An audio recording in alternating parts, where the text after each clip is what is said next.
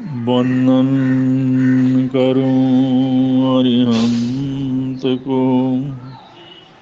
सिद्धन करूं प्रणाम। आचार्य उपाध्याय का ले सुखकारी नाम। सर्व साधु सरस्वती दया धर्म सुखकार,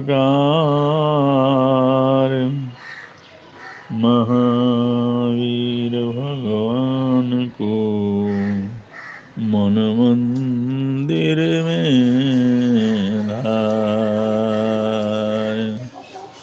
महावीर भगवान को मन मंदिर में धार।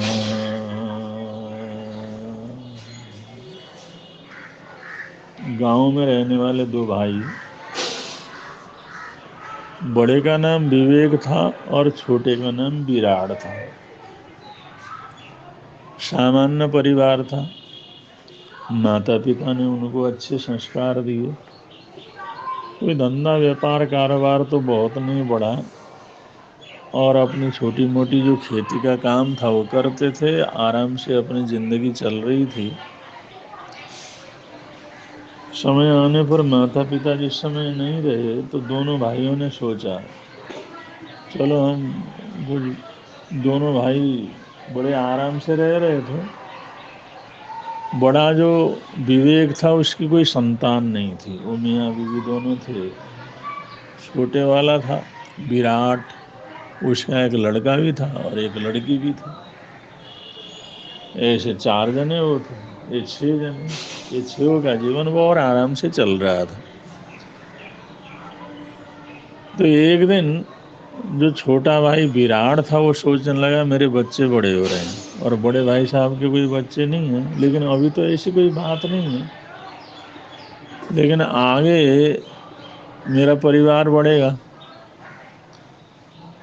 और परिवार बढ़ने के बाद बेटा भी किस तरह का रहेगा, ये तो कोई, अभी तक तो सब संस्कार ठीक हैं, लेकिन बाद में अगर किसी कारण से बेटे के द्वारा इसके आने वाले बहू के द्वारा अगर ये बड़े भाई को, उनकी आत्मा को तकलीफ पहुंची तो मेरे को बहुत तकलीफ होगी। इसलिए उसने सोचा भाई दोनों को, हमारे को अलग हो जाना चाहिए। उसने बड़े भाई के साथ प्रस्ताव रखा कि मेरा ऐसा विचार है, हम अलग अलग हो जाते हैं और जो कुछ भी है बांट लेते हैं आपस में प्रेम पूर्वक। बड़ा भाई विवेक विचार करने लगा। उसने सोचा, तुम्हारे मन में ऐसे भाव क्यों आए, क्या जरूरत है बंटवारे की, क्या जरूरत है अलग अलग होने की। उन्होंने कहा नहीं, ऐसी तो कोई बात नहीं, लेकिन इस समय प्रेम प्यार से हम अलग अलग हो जाते हैं तो इसमें अच्छा है, इसमें कोई नुकसान नहीं है। क्योंकि आज जो वातावरण है ऐसा ही हमेशा बना रहे, ऐसा जरूरी नहीं है। तो हम तो सोचते हैं जो माता पिता होते हैं उनके सामने बच्चे सब इकट्ठे ही होते हैं और सब प्रकार का आनंद मंगल रहता है, लेकिन हर माता पिता को अपने जाने से पहले अपने बच्चों में बंटवारा कर देना चाहिए। जो कुछ भी बांटना है, जो कुछ भी देन लेना है, अपने होते हुए कर देना चाहिए, जिससे कम से कम उनमें आगे चल करके बंटवारे को लेकर के रगड़ा झगड़ा ना हो। ये तो मैं समझता हूँ कानून बन जाए तो भी अच्छा है। जीते जी उनको जो है शुरू से ही जो है उनका जो जो जैसा जैसा है वैसा कर देना, इससे आगे, क्योंकि बहुत ज़्यादा केस जो है इस देश में होते हैं माता पिता की संपत्ति को लेकर के, उनके बंटवारे को लेकर के। तो विराट जो था उसने सोचा भाई इस समय हमारे को अलग होना चाहिए। बड़े भाई तो मानने को तैयार नहीं थे, उनकी भाभी में मानने को तैयार नहीं थे। उसने जिद किया, नहीं हमने अलग अलग होना है, बंटवारा होना है। सबने बंटवारा कर लिया, खेत का भी बंटवारा हो लिया, जमीन जायदाद का जो भी था सब कुछ उसने बांट दिया। लेकिन बांटने के बाद भी दोनों के अंदर बड़ा प्रेम था, बड़ी सद्भावना थी, बड़ा सहयोग था, एक दूसरे की सेवा थी। कुछ लगता ही नहीं था वो अलग हो करके भी अलग हुई है। और अगले साल थोड़ा खेती वगैरह भी उन्होंने किया। लेकिन समय पर वर्षा नहीं हुई तो जितनी खेती होनी चाहिए, जितना अनाज होना चाहिए उतना हुआ नहीं। समय आने पर अनाज को जो पकने के बाद उसको उतारा, खलिहान में इकट्ठा किया, दाने निकाले, शाम का समय हुआ और आज दाने उठाए नहीं जा सकते थे, इसलिए तो उन्होंने सोचा चलो भाई आज रखवाली कर लेते हैं। अब दानों के ढेर लगे हुए थे अपने अपने खलिहान में, रखवाली में बैठे हुए थे दोनों भाई। अब जिस समय छोटा सो गया था, चलो बड़े भाई साहब बैठे हुए हैं, सो जाता हूँ फिर उठ जाऊंगा। तो बड़े भाई अपने लठ लेकर के उस खलिहान में चारों तरफ चक्कर लगा रहे थे। उनका नाम विवेक था। वो सोचने लगे हम तो दोनों मियाँ बीवी हैं, हम तो आप भी रोटी खा के भी गुजारा करेंगे, लेकिन इस बेचारे के दो बच्चे भी हैं, खुद ही हैं, और इनका गुजारा कैसे होगा। चलो कुछ सहयोग कर लेना चाहिए। वैसे तो इसने मानना नहीं, कुछ लेना नहीं।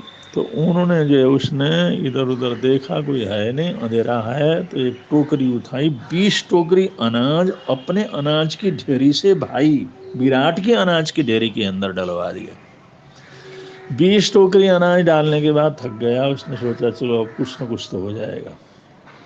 अब जब से ऐसा अच्छा काम किया तो उसको नींद आ गई, वो सो गया, थोड़ी देर सुस्ताने के सो गया। इधर छोटे भाई की नींद खुली तो बड़े भाई भी खूब सो रहे हैं। उसने सोचा रहे हम अच्छी रखवाली कर रहे हैं, वो भी सो रहे हैं, मैं भी सो रहा हूँ। वो उठा, उठ करके घूमने लगा, घूमते घूमते अंधेरा था। उसने विचार किया हम तो 4 जने हैं, जैसे तैसे हमारा गुजारा हो जाएगा। लेकिन बड़ी उम्र के बड़े साहब, भाई साहब 2 ही हैं, मियाँ बीवी हैं, कुछ तकलीफ हो गई, परेशानी हो गई, तो किस तरह से इनका काम चलेगा। हम तो पेट पालेंगे, हम 2 हैं, हमारे बच्चे 2 हैं, कुछ ना कुछ सहयोग करना चाहिए। वैसे तो मानेंगे नहीं। उसके मन में भी ऐसे ही आया। उसने उठा उठा करके वहाँ से जिस समय अनाज अपनी ढेरी से उनकी ढेरी में डालने लगा, डालते डालते 20 टोकरी डालने के बाद उसको थोड़ी तसल्ली हो गई। और वो दोनों ने 20-20 टोकरी अनाज ही एक दूसरे को दिया, गुप्त रूप से दान दिया। लेकिन उसका एक दाना भी दोनों का कम नहीं हुआ।